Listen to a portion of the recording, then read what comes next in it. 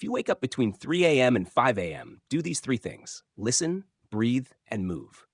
Those hours, dark, heavy with silence, are not just fragments of the night. They are gates, thin spaces between what is and what could be.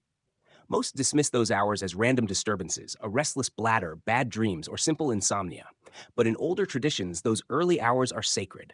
A veil lifts. Something else watches. And when Casey Darnell began waking at exactly 3:27 a.m. each night, she ignored it. Until she couldn't. It started a week after her grandmother passed. The funeral had ended, condolences had quieted, and the world, as always, moved on. But not Casey. She lived alone in a small brick house in the edges of Green Hollow, and her nights had begun to warp. The first night she woke at 3:27 a.m., the digital clock's numbers glowed like coals.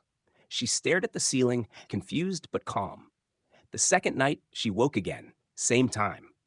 The third night, she sat up instantly, breath caught, chest tight, no dreams, no sound, just an urgent stillness. On the fourth night, she decided not to ignore it. She sat on the edge of her bed and remembered her grandmother's voice. If the world wakes you before the sun, it wants to tell you something. Listen. So she listened.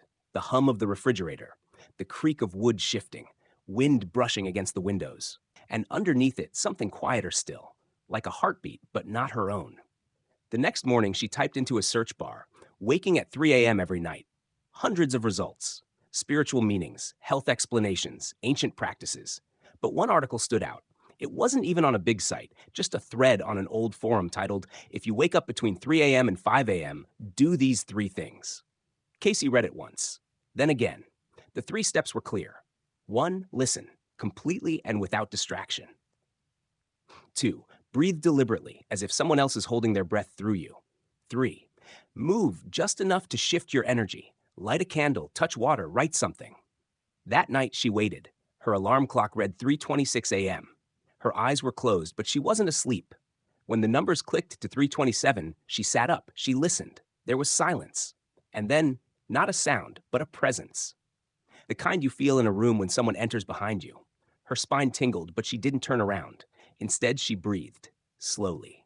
In for 4, hold for 4, out for 4. She felt her heart slow. Her hands stopped shaking. Her mind, instead of racing, grew still. In that stillness, a memory bloomed. Her grandmother's voice, humming a lullaby in the kitchen while stirring tea. With trembling legs, Casey stood. She walked to the table by her window and lit the candle she kept there. The flame flickered as if greeting her. She didn't go back to sleep. The next night, she woke at the same time, but it felt different, expected. Invited. She listened again, not to the outside world this time, but to herself, her breath, her bones, her regrets. She sat and wrote, one sentence, "I feel you near me." The candle flame leaned left. Each night, the ritual deepened. She stopped fearing the hour and began to crave it. That space between 3 and 5 a.m. became a sanctuary.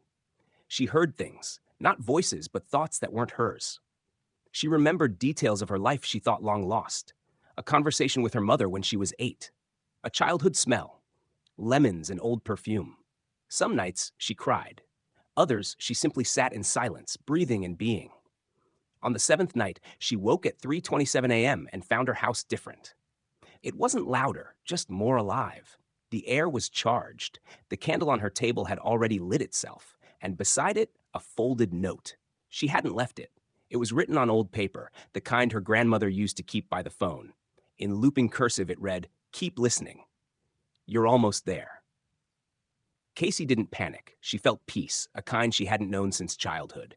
The 8th night, she didn't wake at 3:27 a.m. She never went to sleep. She sat by the window, waiting. At exactly 3:27, the air shimmered, not visually but spiritually, like a quiet hum under the skin. And then she saw her grandmother, not solid, not ghostly, but something else, real in a deeper way, standing by the window, not speaking, but radiating knowing. Casey didn't cry. She didn't scream. She just breathed. They sat together until the sky turned gray. After that night, the 3 a.m. awakening stopped. She tried setting an alarm for 3:27 a.m. Nothing happened. She tried the rituals again. Nothing came. But something inside her had changed. She was lighter, her mornings brighter, her memories sharper. She told no one. Years passed. She moved, found love, had children. But every so often, when sleep eluded her and the clock blinked 3:27, she would walk to the window, breathe deep, and whisper, "I'm still listening." And somewhere beyond the veil, something always listened back. There are things we will never understand about the hours between 3 a.m. and 5 a.m. Whether they are spiritual gates, brain chemistry quirks, or echoes from another realm, they remain mysterious. But one thing is certain. If you find yourself awake during that time, don't just scroll your phone or curse the ceiling. Listen, breathe, move. You may be surprised what's waiting in the dark.